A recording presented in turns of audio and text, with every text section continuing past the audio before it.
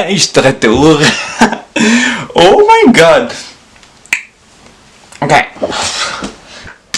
What's up la gang? C'est encore moi avec une autre vidéo. Vidéo aujourd'hui sur le guide de comment se comporter, je pense, après la quarantaine. En salon de coiffeur. Parce qu'évidemment, pour ceux qui ne savent pas encore, oui, je suis coiffeur.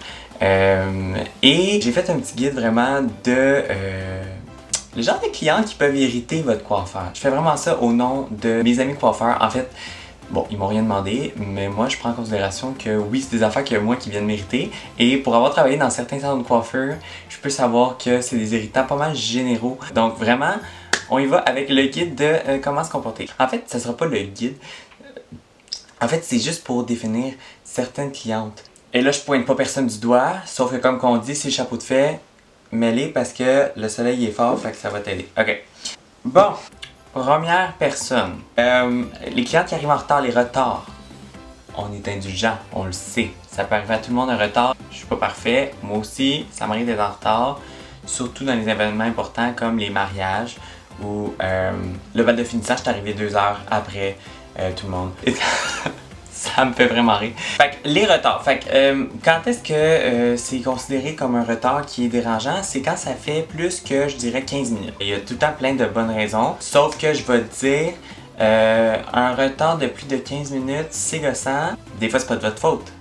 Sauf que ça peut devenir vraiment très irritant quand ça devient des retards récurrents. Qu'à chaque rendez-vous, on a un retard. Puis là, même si c'est juste 10 minutes, si ça arrive à chaque rendez-vous, c'est comme... C'est parce que... En fait, je sais même pas de mots pour expliquer ce que ça fait. Exemple, vous êtes la première cliente de la journée ou la deuxième. Et là, t'arrives 10 minutes en retard. Et moi, quand je book le rendez-vous, je book vraiment, exemple, on doit avoir 1 heure ensemble. Je book vraiment 1 heure ensemble. Et j'ai besoin de cette heure-là complète. Si toi, arrive en retard de 10-15 minutes, et bien là, ça met 10-15 minutes en retard sur la prochaine cliente qui, elle, serait sûrement à l'heure. Donc là, c'est dérangeant à ce moment-là. Ok. Canceller dernière minute. Quelle est la raison, ok, pour que tu cancelles 2 minutes avant ton rendez-vous? Honnêtement, You're cancelled. c'est un peu insultant de dire genre, ah, j'ai un rendez-vous, je prends un rendez-vous et je cancelle 2 minutes avant. Pour moi, c'est quelque chose qui est comme, honnêtement, là, c'est tough. Bon, ça peut arriver, on a toutes eu des problèmes, on a toutes eu quelque chose qui nous est arrivé par rapport. Tu sais, je sais que de devoir canceller un rendez-vous, c'est des choses qui arrivent, puis c'est plate. Que les cheveux tombent parce que le bleach a été trop fort ou est resté trop longtemps, c'est des choses qui arrivent, mais c'est plate. Je vais faire un point avec ça, c'est juste que... bon, je l'explique vite là, vraiment, je vais faire le tour de la question en 30 secondes, c'est parti. Vos rendez-vous, mon salaire. C'est ça. On book pas au cas où, puis on essaie de canceller au moins 24 heures à l'avance. Quatrième chose que je veux dire. Les clients qui vont poser des questions, ok? Puis ça me fait vraiment plaisir de répondre à toutes vos questions. Puis honnêtement, il n'y a vraiment aucun problème. Fait que posez-moi les questions que vous voulez, ça va me faire plaisir de répondre. La seule chose, c'est quand vous me posez 50 000 questions, puis que finalement vous faites faire par quelqu'un d'autre, ou que, tu sais, c'est quand même du temps que ça me prend pour répondre à vos questions, c'est quand même de mon professionnalisme que j'utilise. Fait que ça devient irritant à la longue quand je me fais poser 100 000 questions, mais qu'il y a personne qui aime pas. C'est juste que je sers à quoi, moi? À un moment donné, c'est pas beau être Mère Teresa, là, mais non plus, j'ai pas vu de chasteté. Par rapport aux questions, je voulais vous dire, avant de booker un rendez-vous, posez les bonnes questions. Parce que des fois, il y en a qui vont booker, on va dire, pour coloration racine. Ça veut dire qu'on fait juste faire les repousses de cheveux blancs. Exemple, comme là, après la quarantaine, on avait la repousse avec ça. Mais, tu sais, la repousse d'environ 1 mois, là, tu sais, qui a poussé de ça. Quand on fait juste faire les colorations ici, puis la réceptionniste vous dit, est-ce qu'on fait une coloration partout? Ça veut pas dire, est-ce qu'on fait toute la tête? On le sait qu'on fait toute la racine partout. Ce qu'on veut dire, c'est est-ce qu'on fait là plus les longueurs. C'est pas le même temps. C'est un exemple, là, mais des fois, il y en a qui vont booker un balayage, puis finalement, c'était, on va dire, une autre affaire. Fait que juste poser les bonnes questions avant. Ça va me faire plaisir de vous répondre, je vous le promets. C'est tout pour ça. Prochaine question. Attends, j'ai un invité spécial. C'est vraiment un invité spécial, mais on l'a juste à Louis. Vraiment, il s'appelle pas Louis. Mais il est là pour pour dire ce qu'il en pense, parce que lui aussi, il est coiffeur. Christophe! Christophe! Alors, Christophe, toi, t'en penses quoi du monde qui font le coup à la maison? Ah! Hey! C'est mon prochain point, introduction, mais toi, je t'ai pas invité pour rien. Les clientes qui font leurs cheveux elles-mêmes à la maison. Je trouve complètement stupide. C'est pas moi qui l'ai dit. C'est fucking pas moi qui l'ai dit.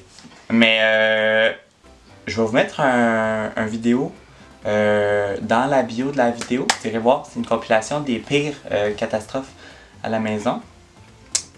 Et bon, celles qui font des trucs à la maison, des fois c'est pas aussi dramatique que ça, vous allez voir, là, mais c'est juste que je comprends pas pourquoi que tu vas faire un bleach de pharmacie, ok, dans tes cheveux, noir de pharmacie, puis qu'après ça tu vas venir me voir pour que je corrige ça. Je veux dire, t'investis de l'argent dans un bleach de pharmacie, et puis là faut que t'investisses de l'argent dans quelqu'un qui va réparer ça. C'est comme gaspiller d'argent ici, merci, ça réussit jamais bien. J'ai jamais vu personne se Tu sors même décoller. pas en ce moment. Pardon? Surtout que tu sors même pas en ce moment. T'as de folle. Ok, là, t'étais l'invité pour comme à peu près 30 secondes. Fait, de toute façon, j'ai jamais vu un bleach de la maison bien réussir. Même si vous avez accès à des produits professionnels, ça veut pas dire que vous êtes capable de vous mettre ça dans la tête. Fait que les cheveux à la maison, c'est non. Merci. Ben en fait, si vous voulez les faire puis pas avoir l'intention de, après ça, venir me voir, it's fine. Comme ce que je sais pas me fait pas mal. Souvent, c'est pas juste un shampoing colorant. C'est une fucking couleur finalement, puis ça tâche jusqu'à temps que tu meurs. Les clientes qui, bon, ont de la misère à savoir ce qu'elles veulent. Et là, je m'explique parce que ça se peut qu'on n'ait pas d'idée sur ce qu'on veut. Cependant, on sait qu'on veut un balayage. Vous me suivez là jusqu'à là?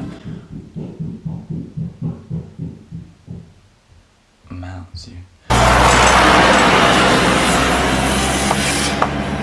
Souvent, les clients vont arriver, elles savent qu'il y avait un balayage, elles ont booké pour un balayage, et puis là, elles vont me dire, je sais pas trop quel genre de balayage je veux. Ça, it's fine. Et puis, je fais toujours aussi une consultation à chaque début de rendez-vous, et ça sert à ça. Tu sais, bon, rendez-vous de balayage, quel genre de balayage qu'on fait, on regarde des photos ensemble, it's fine. Sauf que si tu viens et que tu bookes pour un balayage, et que là, tu me dis que tu sais pas ce que tu voulais, puis que tu as booké pour un balayage, mais quand dans le fond, tu voulais juste faire un petit gloss au lavabo, ça change tout l'horaire après ça.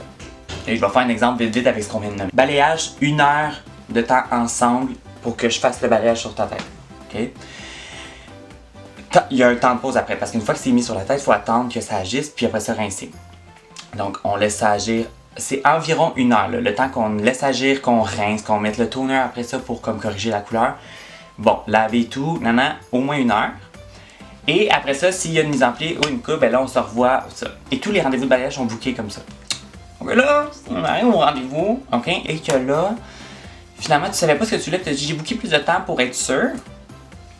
Ce qui se passe, c'est que tu me bloques 2 heures, dans le fond, 3 heures de temps où toi, tu es dans le salon, sauf que là, tu décides que tu fais un toner, et un toner, ça prend environ 5 à 20 minutes à piquer sur toute la tête, ok, fait que déjà là, le bloc d'1 heure, on prend environ, tout au plus le tiers, et le temps de pause d'un gloss après ça, c'est maximum 20 minutes aussi.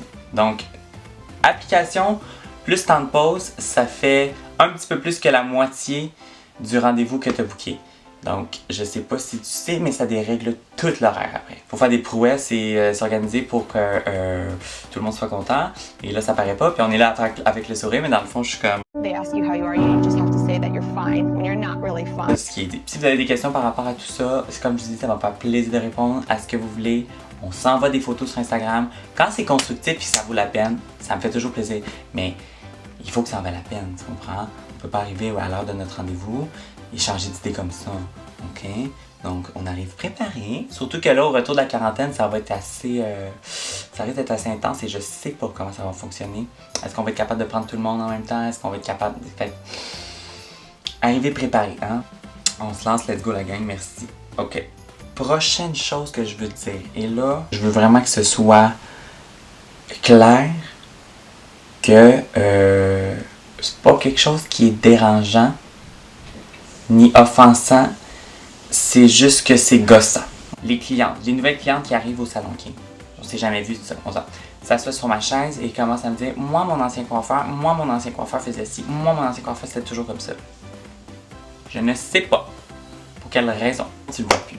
Bon, s'il est parti, s'il est rendu dans un autre pays, si il a quitté le... Bon, vous comprenez, là, c'était vraiment des raisons où on peut plus le retrouver. Là. Il est parti, il a déménagé en France, il a changé de secteur.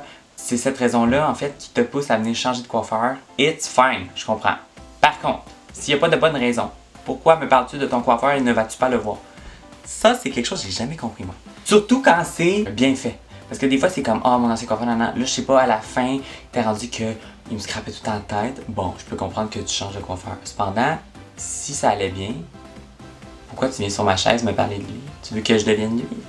Ça me fait plaisir si tu m'en parles, qui est parti ailleurs et tout. Mais s'il est encore au même salon, qu'il n'a pas changé, tout ça, il change de coiffeur, parle-moi-en pas de l'art qu'on fait. Donc vraiment, que ce soit dit, la prochaine qui me parle de son coiffeur, j'y coupe une mèche dans le fond de la tête, c'est tout. Et prochaine chose, on va parler un peu de budget. Tout ce qui touche au blond nécessite un investissement, que ce soit un balayage, que ce soit de la décoloration complète, que ce soit des mèches, que ce soit name it, invente, je sais pas, tout ce qui nécessite du décolorant, ça demande un investissement, ça demande du temps. Tu peux pas dire je veux devenir toute blonde et faire tes repousses aux 4 mois. Ça marche pas comme ça. Les repousses, ok, je vous explique quelque chose de vite parce que je sais que des fois on sait pas, on se l'est jamais fait dire. Les repousses d'environ 1 mois, ok, ça pousse d'à peu près un demi-pouce par mois. En général, là, commencez pas à m'ostiner, non, moi ça pousse vite, moi ça pousse moins vite. M'en fous. Général, en moyenne, à un demi-pouce par mois. Cette repousse-là, d'un demi-pouce et moins. Vu qu'elle est proche du cuir chevelu, le cuir chevelu dégage une chaleur et le décolorant agit super vite, super bien. Donc ça décolore bien. Vous voyez un peu ce que je vous demandais. Moi, j'ai passé 5 heures à te décolorer toute la tête ici parce que tu t'es décolorée brune de pharmacie et qu'ici c'était ta couleur naturelle et que là, on a enfin un blond égal et que là, tu reviens faire ta repousse dans 8 mois. Moi, ici, là, ici, ça va être... Je vais t'expliquer, je vais faire vite, là. Ici, ça va être jaune, très clair. Ici, ça va être orange. Et là, on va avoir l'ancien blond. Hein. Je sais pas si t'aimes la crème glacée napolitaine, mais ça risque d'être ça ton look final. Okay? Fait que c'est juste ça. Faut être prêt à investir, faut être prêt à mettre un budget. Un balayage, même chose. On peut pas arriver et dire je veux un balayage que ça me coûte, je sais pas moi, 20$ puis que j'ai vraiment très très blonde. Non, ça se fait pas en une étape souvent. Ça prend plus qu'une étape. Donc faut être prêt à investir puis il faut être préparé. On peut pas, je sais que des fois moi aussi je suis comme ça, je suis comme je veux quelque chose, je le veux tout de suite. Il faut être patient, il faut être prêt à investir. Si on n'a pas le budget pour faire ça, c'est pas grave, on va checker quelque chose ensemble. Mais juste être conscient que des fois, il faut être prêt à mettre un petit peu plus. Parce que des fois, c'est pas non plus sur le temps ni la quantité de produits, ça va être sur l'achat de soins à la maison. Parce que tu sais, c'est sûr que si tu te mets toute blonde, ça se peut que ça prenne un petit soin à la maison de temps en temps si on veut continuer de faire de quoi dans tes cheveux. Voilà, j'espère que personne n'est fâché. Dernier point, et là, vraiment, je tiens à le préciser, ça fait un peu de pouce sur ce que je viens de dire. Les personnes qui changent de couleur de cheveux, très souvent, c'est que ça marche pas comme ça, là. Je veux dire, on peut pas être blond platine à noir, à blond platine, comme ça, là, tu sais, trop souvent. Je sais pas si tu avais l'intention de demander des cheveux pour apporter, mais c'est ce qui risque d'arriver. Évidemment qu'on peut faire des changements, je suis pas en train de dire de plus en faire, c'est juste qu'on peut pas faire, mettons, je vais mettre des mots, là, mettons, on peut pas faire mois d'août blond platine, septembre noir, octobre blond platine encore, je veux dire, ça prend vraiment du temps d'un. Les cheveux ont une limite aussi. Souvent même que de passer de noir à blond très pâle, ça peut prendre jusqu'à 1 an et perdre une coupe de pouces de cheveux aussi. C'est pas quelque chose qu'on fait en claquant les doigts si on veut un beau résultat. Et si ton ancien coiffeur était capable de le faire, ben, tu peux retourner le voir. Donc voilà, c'est ce qui m'a fait à cette vidéo-là. J'espère vraiment que vous ne serez pas fâchés. C'était vraiment juste de répondre à vos questions parce que des fois, je vais passer ça sur le dos de l'ignorance parce que on peut pas le savoir si on se l'est jamais fait dire. Puis voilà, donc je vous l'ai dit aujourd'hui. J'espère que vous allez comprendre. Et je suis pas fâché, je vous aime tous. J'ai vraiment hâte de vous revoir. J'espère que ce sera bientôt. Et posez-moi toutes les questions que vous voulez. Mon Instagram, je laisse mon Instagram dans la bio. Si vous avez des questions par rapport à vos cheveux, sentez-vous bien à l'aise. On se revoit vraiment bientôt la gang. Merci. Que les cheveux tombent parce que le bleach a été trop fort ou est resté trop longtemps, c'est des choses qui arrivent, mais c'est plate.